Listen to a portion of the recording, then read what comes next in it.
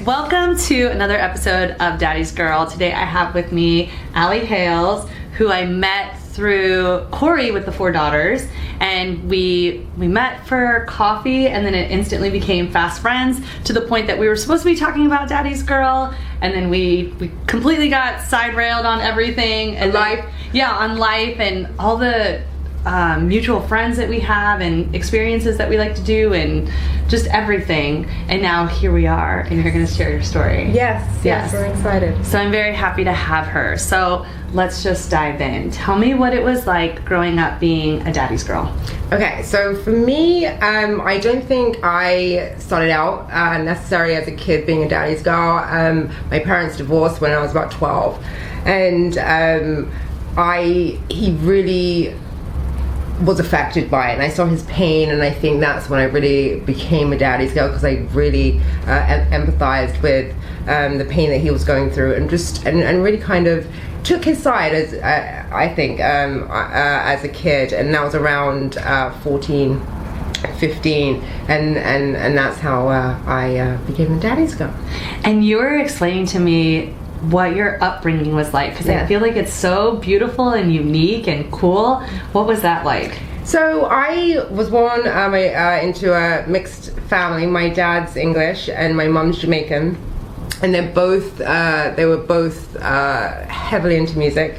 Okay. We had I was telling you earlier that we actually had a dedicated music room. I love that. We would solely listen to records. And I mean, my dad had an entire system where he spent tens of thousands of dollars on from the speakers to the sound system, from tape to tape back in the day in the 80s to a turntable, which I actually have now with me. So yeah, so it was a really great musical home. And what kind of music was your dad into and your mom into, and what did that feel like? Well, they both had very different tastes. My mother, being Jamaican, she loved reggae, and so Barris Hammond and Bob Marley. I know that my grandparents also big fans of Bob Marley. And then my dad listened to all classical music, a lot of like old soul. I mean, we loved Sade. Really a whole spectrum of artists. And then from there, you spoke about the divorce. Yes. And then you told me the story of what happened that day. Tell me what happened. So we were an estranged family. So ultimately, when my parents divorced, I really did, like I said, sighed and really felt for my dad. So I was very much a daddy's girl, and me and him had a great relationship. And at the time I was 18, and he was a cyclist, and I got a call. I was a girlfriend from LA was visiting me, and I got a call from my dad's girlfriend at the time, and she said he had been in an accident. He was in intensive care, and so we rushed to the hospital, where he was air ambulanced actually to Whitechapel, Royal Whitechapel Hospital in London, and he was in intensive care for a couple of days. So it was touch and go, and we didn't really know if he was actually going to make it. I mean, they definitely told us that there's a good chance he can go either way. And so from there, he actually improved. He got better, but he got a track put in, and he had a feeding tube, and ultimately he just deteriorated over 2 weeks and ended up dying of stomach ulcers. And what was that emotional roller coaster like during that phase and then after that? Because I would assume that you thought, okay, this is a terrible accident, but he's on the road to recovery, and then the aftermath. What was that like? I mean, you looking back at it, it's definitely it feels like I was in a fog, quite frankly. So during the when he was in intensive care, it was touch and go. I mean, I think that was the hardest part, because it really was coming to terms with like he could just be gone any minute. And then when he was getting better, that was also challenging because he had broken his jaw, so his mouth was wide shut, so he couldn't speak. He had a trachea in, and he was just miserable, and so he was pulling his tubes out and every night, and so he was really fighting it. So it was really hard to see him in that condition because he was such an athlete, and so. So when we did get the call, it was like 4 or 5 a.m.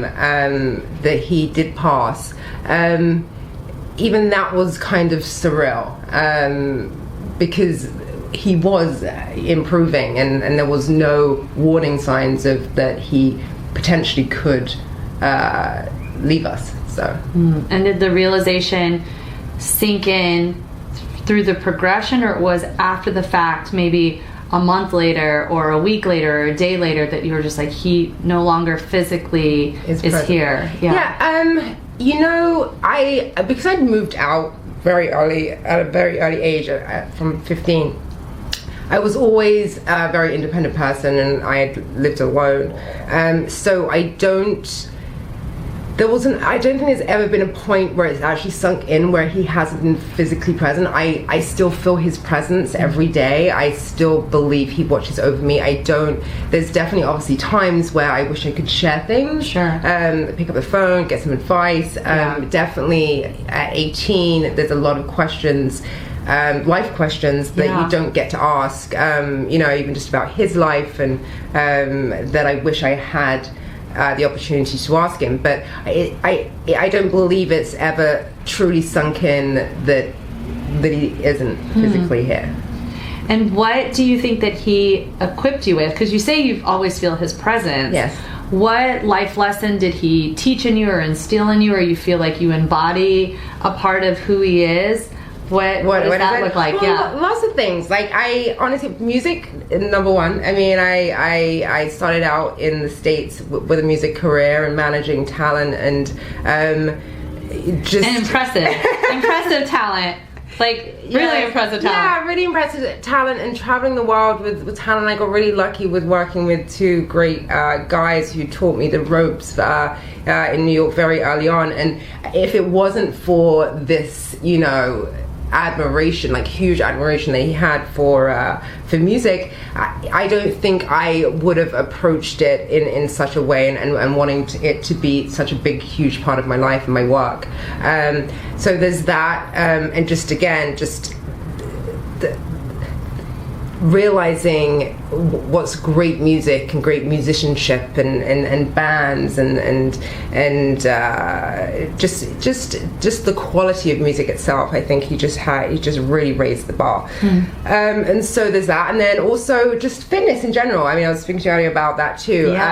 Anytime I work out, whether it be I'm doing a soul cycle or running or whatnot, and got into triathlons too, I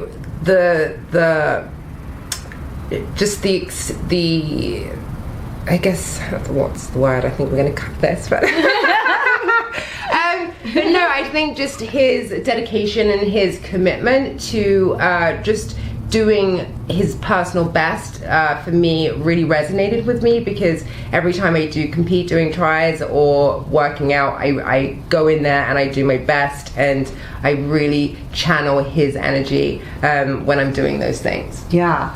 One of the things that you were telling me off camera was that he kept a very meticulous journal of his cycling. Yeah. And I feel like that's such a valuable lesson. Totally. What was that like? Well, I knew he wrote in these diaries, and so it wasn't until he died where I really understood how, like, years of these diary entries where he would write down all the weather conditions, what he ate, how the weather affected his personal best, the time of his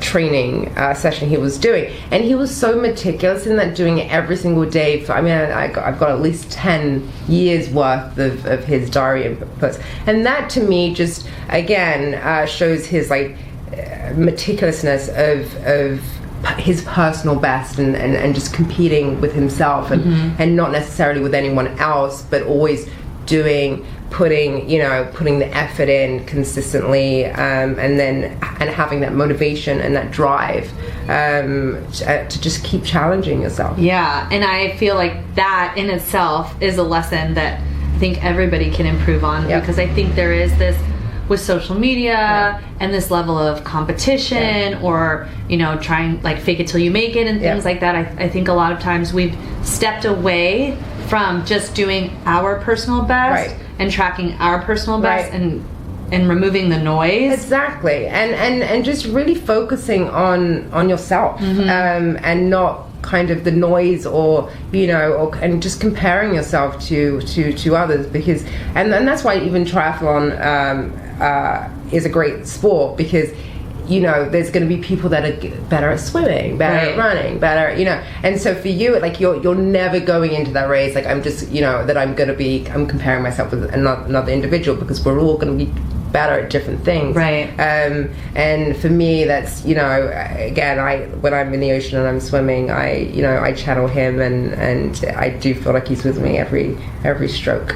That's so beautiful. Yes. What do you most admire in him? I think his calmness. He was a very calm man, and very loving man, and simple. He loved his cycling, and he loved his music, and and that's what made him happy, and and that's ultimately what makes me happy. I mean, if I'm not listening to music and I'm not working out, I'm not a happy bunny. Aww. And if he was sitting here right now, what would you say to him?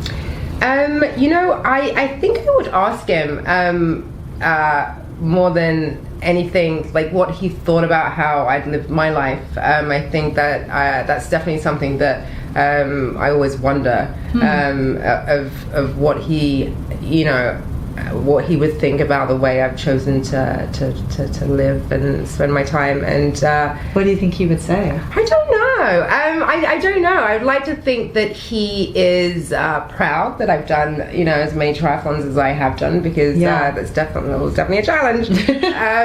And also just keeping his turntable living on. I restored it this year, and it hadn't been played for about 20 years, and so I'm really proud about keeping that legacy, and this music room. This is now your music room. Yes. I love it. And what would you want the world or your family or the people that are closest to you, what would you want them to know about your father? Like, what's his legacy to you? Okay. I think is, again, I would just say consistency. I think commitment and consistency to the things that move you, that light you up, and to remember and rejoice in those things. And that's what I've been able to do, even through hardship or through hard times. Music always brings me back to a place where I forget all of my troubles. If I'm doing, working out, or whatever it may be, again, that takes me to another realm where I forget, that there's anything else going on, and just being in it and being present. I love that. I love that response. Is there a song or a record that is your go-to if you are having that moment of hardship, Absolutely. or you need to feel his presence? Yes. Or you want to feel his presence? Yes, I think. Okay, so there's a couple of different songs. So for his, when I'm channeling him, there's actually It was actually the last record that he played on the record player, which was left on there, by Joan Armatrading. And it's called Me, Myself and I. Wow.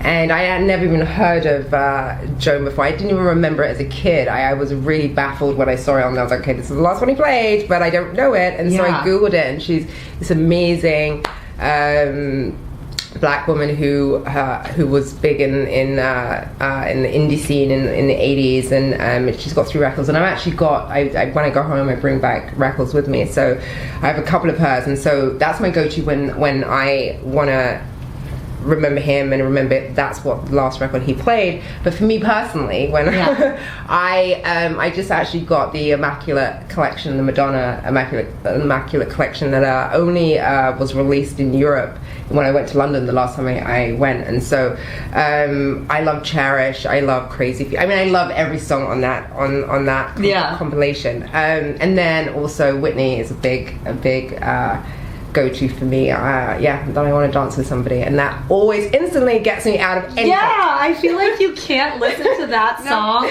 with a sad face, or if you're like you're feeling sorry for yourself, you have to put that on, and you're just like turning it up. And I rock out in here, and I'm good again. All is well. Perfect. Well, thank you so much for being a part of this and letting us be in your space and sharing your story. And I'm just so happy to have you on. I'm happy to have shared. Yeah. Thank you. Yeah, thank you. So that's episode 7 of Daddy's Girl. Thanks so much for watching.